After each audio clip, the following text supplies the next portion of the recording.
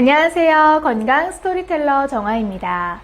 가끔 이 나짜닷컴 고객센터를 통해서 이 전화 문의를 하시면서 이 효소에 대한 문의를 많이 주셔서요. 오늘은 생명 활동을 가능하게 하는 존재, 효소에 대한 이야기를 해볼까 합니다. 이 효소라는 단어는 많이 들어보셨을 텐데요. 그런데 이게 어떤 역할을 하는지 궁금해 하시는 분들이 꽤 계셔서 이 부분을 한번 다뤄볼게요. 우리 몸에는 엄청나게 많은 세포로 구성이 되어 있다는 점 알고 계실 텐데 약 100조 개의 세포로 구성이 되어 있고 이 세포에서 만들어내는 게 바로 효소입니다. 효소는 단백질과 비슷한 유기화합물로 우리가 지금처럼 살아가기 위해 항상 활동을 하고 있는데요. 예를 들면 아밀라아제, 리파아제, 프로테아제와 같은 이렇게 수천 가지의 효소들이 제 구실을 열심히 하기 때문에 건강한 몸 상태를 유지할 수가 있는 건데요. 그럼 우선 이 효소의 기능을 먼저 한번 살펴보도록 하겠습니다. 네, 가장 대표적인 기능으로는 음식물 소화와 흡수를 돕는 일인데요. 이 외부로부터 음식물을 섭취를 하면 잘게 쪼개서 분해시킨 다음에 그 얻어지는 다양한 영양분이 이 몸 전체로 이동돼서 에너지로 쓰이면서 우리의 생명 활동이 가능해지는 거거든요.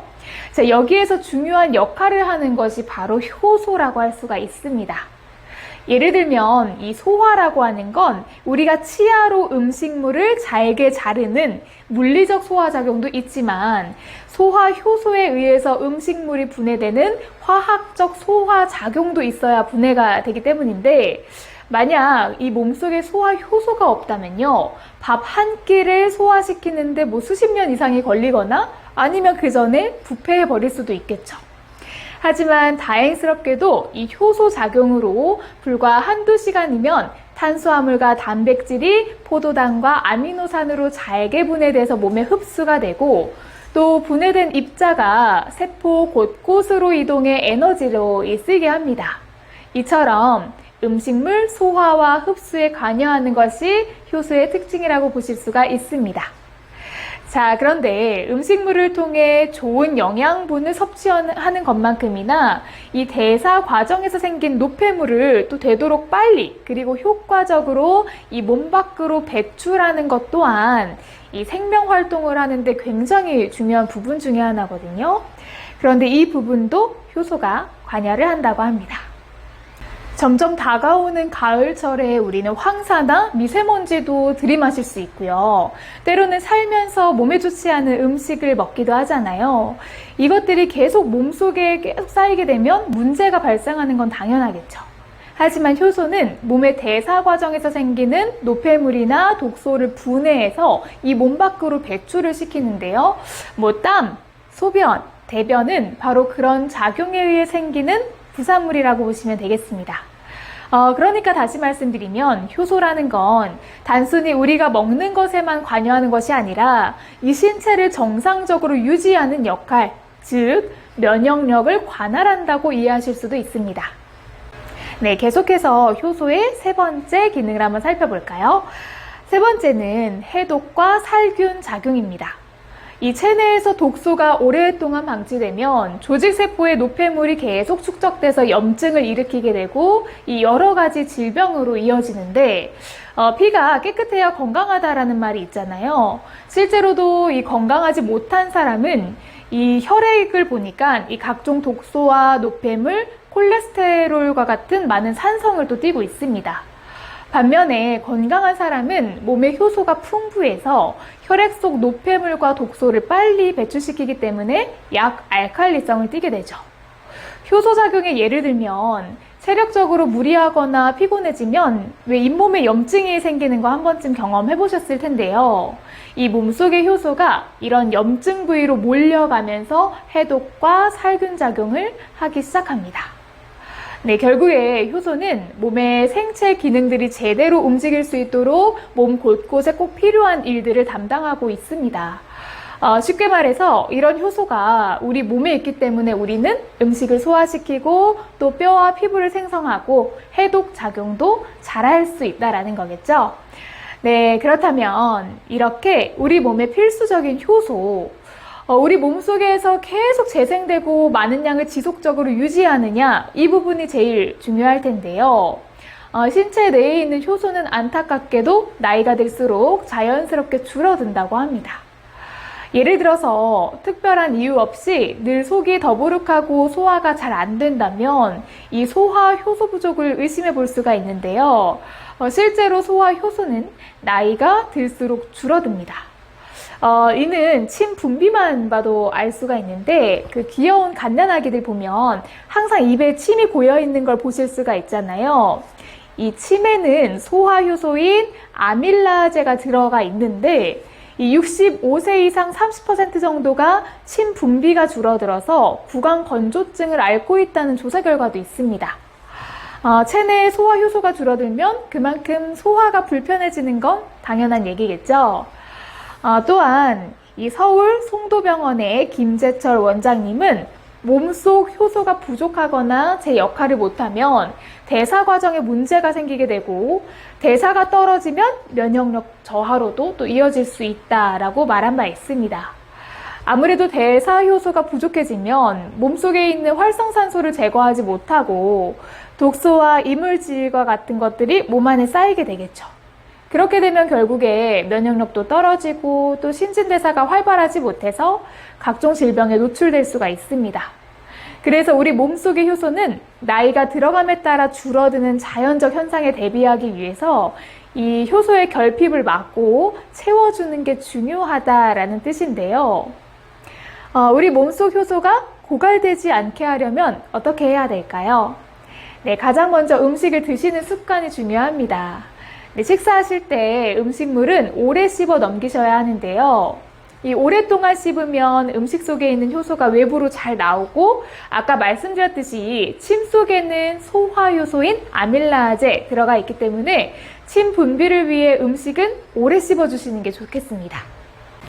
음식물이 효소에 의해 잘 분해돼야 영양분이 우리 몸속 곳곳에 잘 공급될 수가 있습니다.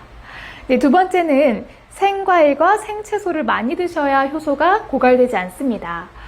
이 효소에 관해 20년 동안 연구해온 신현재 조선대 생명화학공학과 교수가요, 이 효소가 풍부한 음식을 섭취하면 소화에 도움을 주고 효소를 생산해야 하는 췌장이나 간 등의 부담을 덜어준다라고 설명했습니다.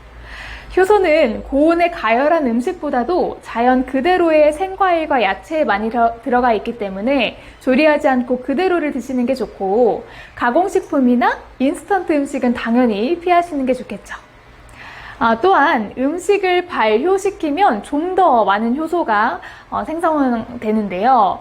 이 청국장, 된장, 이 발효식품을 섭취하는 것도 굉장히 중요합니다. 만약에 나짜닷컴에서 발효 복합 효소를 구매해서 드시는 분들 계시다면 이 샐러드나 녹즙에 같이 타서 드시면 그 효과를 보기에 가장 이상적인 환경이 될 수가 있으니까 참고해 주시기 바랍니다. 또 이 음식 섭취에 대한 추가적인 팁을 하나 더 드리면 음식을 드시는 순서도 굉장히 중요한데요. 효소를 활성화시키기 위해서는 과일, 채소, 단백질, 탄수화물 순서로 드시는 게 또 좋다고 하니까 이 부분도 참고해 주시면 좋을 것 같습니다. 네, 세 번째는요. 네, 스트레스를 받지 않는 것이 중요한데요. 이 스트레스를 받으면 인체 내에 활성산소가 급격히 많이 생기게 되는데 이런 활성산소는 효소를 고갈시키는 직접적인 원인이 됩니다. 저는 사실 성격이 조심스럽고 생각이 너무 많은 편이어서 스트레스를 자주 받거든요. 그럴 때는 혼자 앉아서 조용히 명상을 하면서 머리를 정리하곤 하는데 이 거실에 요가 매트 하나 깔아놓고 혼자 그러고 있으면 남편이 가끔 지나가다가 그 모습에 웃고 지나가긴 하는데 실제로 효과가 진짜 있거든요. 그래서 구독자 여러분들께서도 이 명상이라는 거 꼭 한번 해보시면 많은 도움 되실 것 같습니다. 네 번째 방법은 적절한 운동과 휴식이 필요합니다. 이 자연의학자이자 효소 전문가인 박국문 씨는 적절한 운동은 체내에 쌓여있는 노폐물을 체외로 배출하고 체온을 올려서 효소의 활성력을 높이고 적절한 휴식은요, 또 우리 몸이 기초 대사량만 사용하도록 해서 체내 효소의 고갈을 막는다 라고도 설명을 했는데요. 이 효소는 체내가 약 알칼리성일 때 활성화가 되고 pH 7.4일 때 가장 활성화됩니다. pH에 대한 내용은 제가 이전에 소변으로 pH 체크하는 방법 말씀드린 적 있으니까 그 부분을 참고해 보시면 좋을 것 같습니다. 이에 더불어서 충분한 수면도 참 중요한데요. 이 다음날 써야 하는 효소는 자는 동안 생산이 되고 또 충전된다라는 생각으로 평상시에 푹 주무시는 것도 굉장히 중요합니다. 그리고 36.5도는 효소가 가장 활성화되는 온도라고 하거든요. 이 정상 체온일 때 효소가 활동이 가장 왕성하게 되는데, 그래서 몸이 따뜻할 때 효소가 가장 활동하기 좋은 환경을 만들어주기 때문에 항상 몸을 따뜻하게 유지해 주시는 게 좋습니다. 아무리 좋은 것을 먹어도 효소가 활동을 하지 못하게 되면 좋은 효과를 기대하기는 어렵잖아요. 항상 저희 어머님도 체온의 중요성에 대해서 말씀해 주셨는데 항상 체온 관리에 신경을 많이 쓰셨었거든요. 그래서 너무 고온의 찜질은 몸에 좋지는 않지만 따뜻한 온도의 반신욕이나 족욕 정도는 많은 도움을 받으실 수가 있습니다. 무엇보다 효소는 음식으로 섭취하는 것만큼이나 몸속에 있는 효소가 고갈되지 않도록 유지하는 이 생활 습관도 중요하니까요. 앞에 말씀드린 방법들로 이 면역력을 활성화시켜서 건강한 생활을 모두 하셨으면 좋겠습니다. 그럼 효소에 대한 내용은 여기서 마무리하도록 하겠습니다. 다음에 또 유익하고 도움되는 정보로 찾아뵙겠습니다. 감사합니다.